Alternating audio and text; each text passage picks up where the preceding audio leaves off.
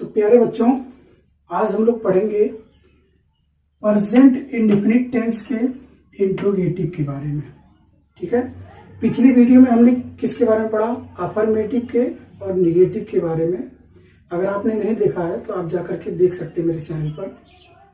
आज हम लोग पढ़ेंगे इंट्रोगेटिव सेंटेंस के बारे में, यानी कि प्रश्नवाचक वाक्य के बारे में।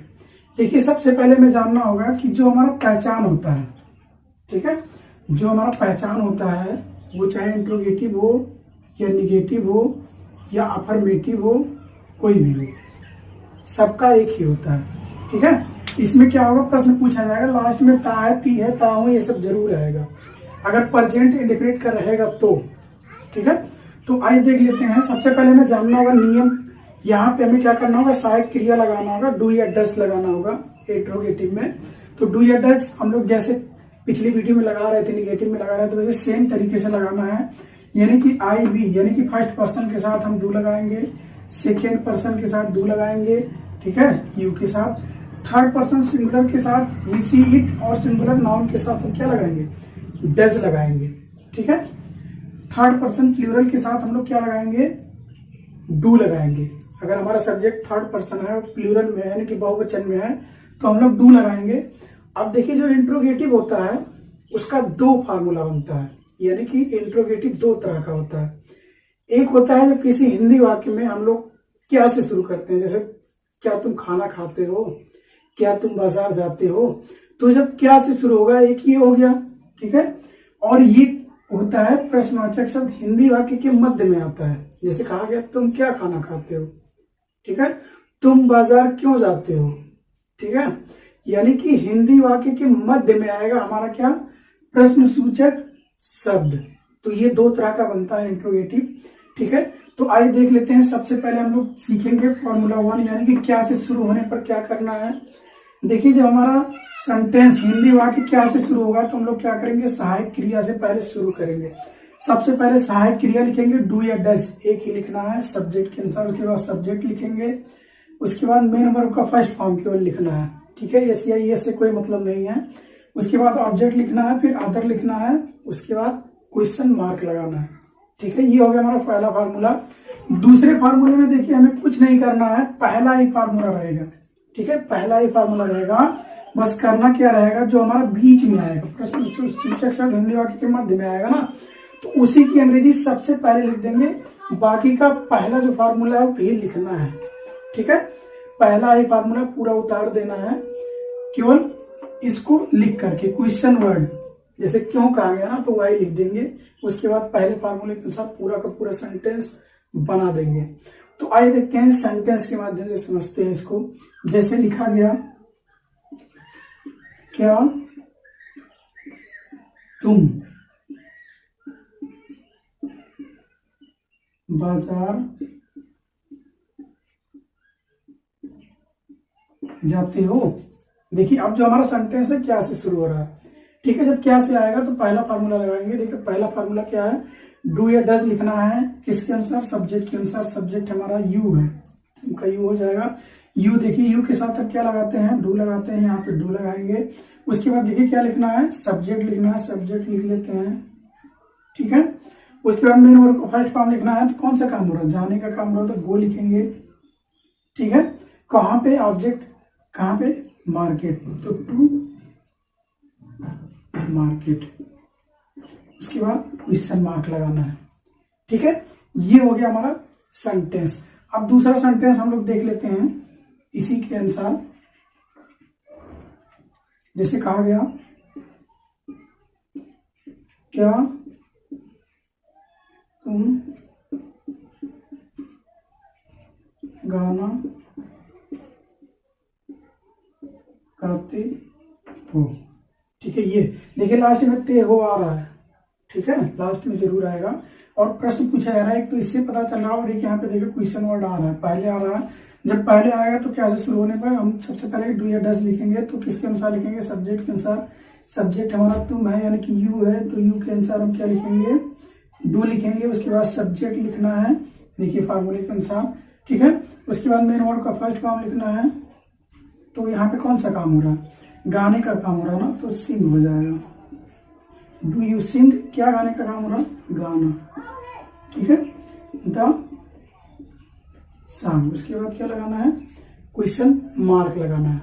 अब आइए हम लोग देख लेते हैं दूसरे फार्मूले के अनुसार कैसे बनाएंगे। देखिए जैसे लिखा गया वाह क्यों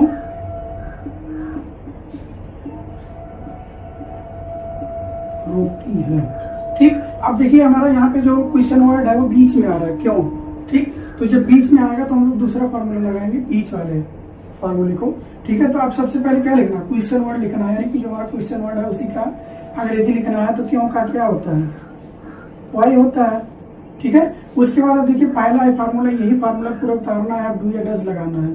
तो किसके अनुसार लगाएंगे, सब्जेक्ट के अनुसार। सब्जेक्ट हमारा वाह है, लड़की है, तो सी के लिए देखिए यहाँ पे लिखा गया है, क्या लगाते हैं, डज लगाते हैं। तो क्या लगाएंगे, डज लगाएंगे।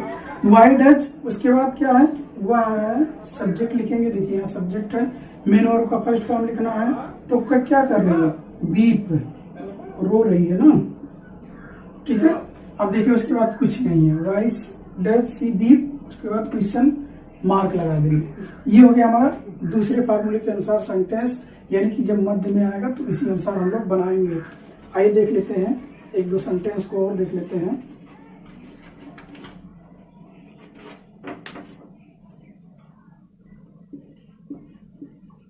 तुम वहां क्या,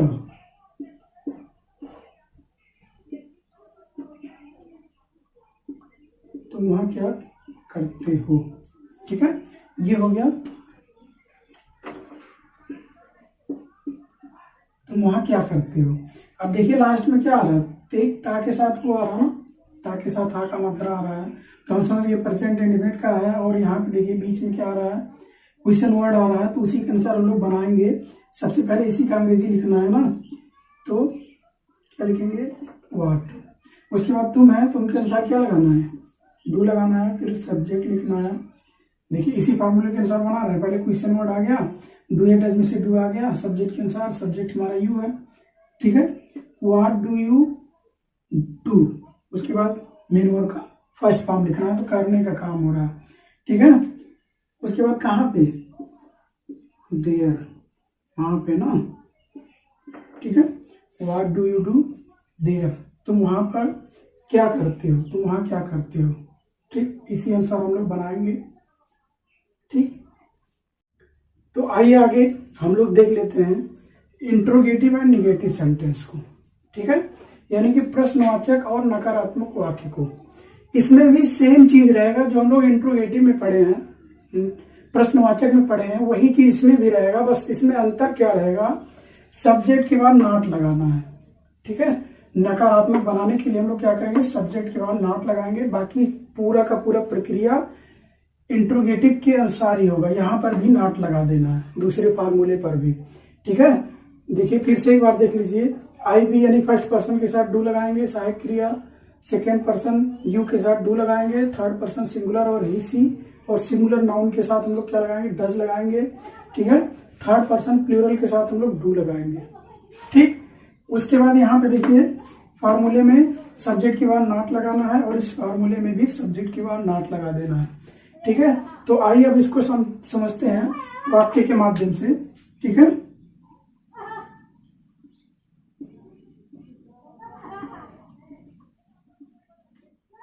क्या हुआ,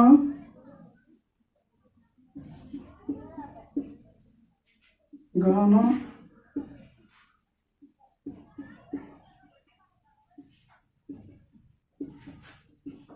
देखिए इसमें क्या हो रहा है, प्रश्न भी पूछा जा रहा है और नहीं भी कहा जा रहा है, ठीक है। यानी कि प्रश्न भी पूछा जाएगा और नहीं भी कहा जाएगा। तो देखिए क्या से शुरू हो रहा है, यानी कि हमारा पहला नियम के अनुसार है, पहले नियम के अनुसार बनाते हैं। तो क्या देखिए, क्या के लिए हम लोग क्या करेंगे, सहायक क्रिया को लिखेंगे। सहायक क्रिया सब्जेक्ट के अनुसार लिखना है, वह है ना, यानी कि ही या सी होता है।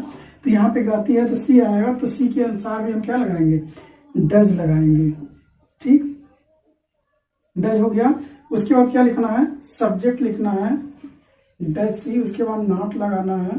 देखिए मेन वर्ब का फर्स्ट फॉर्म लिखना है, तो कौन सा काम हो रहा है, सिंग, यानी कि गाने का काम ना, ठीक है। क्या नहीं गाती है, सिंग द सॉन्ग।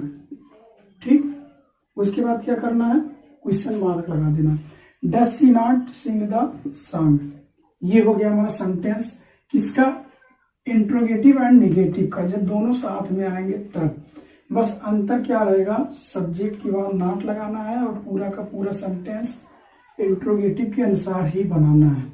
ठीक है, कह दिया गया तुम लोग अपना काम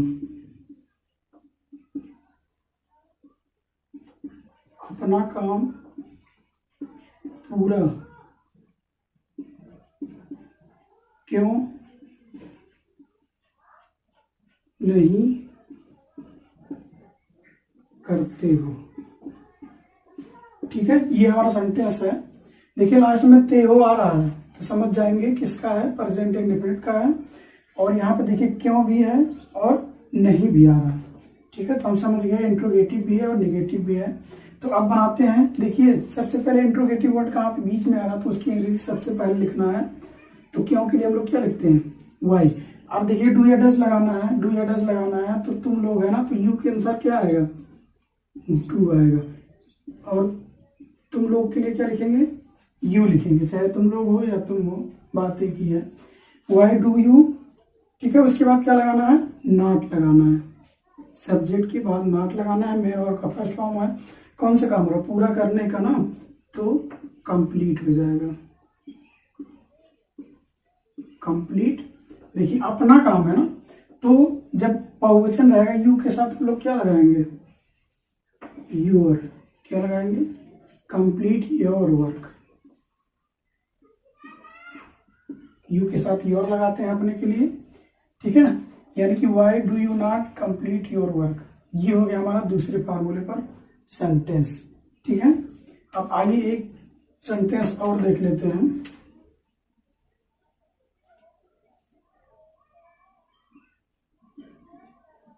वह लोग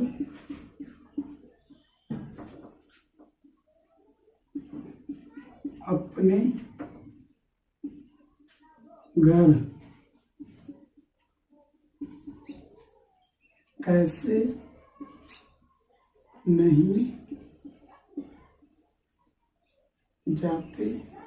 हाँ, ये हो गया। ठीक है, अब आइए देखिए सबसे पहले देख लेते हैं। यहाँ पे देखिए जो हमारा पहचान है लास्ट में ते के साथ है आ रहा है। ठीक है, और बीच में क्या आ रहा है, कैसे आ रहा है और नहीं भी आ रहा है, कि इंट्रोगेटिव भी है और नेगेटिव भी है। तो आइए बनाते हैं दूसरे फार्मूले के अनुसार। ठीक है, क्योंकि बीच में आ रहा है तो सबसे पहले उसकी अंग्रेजी लिखना है।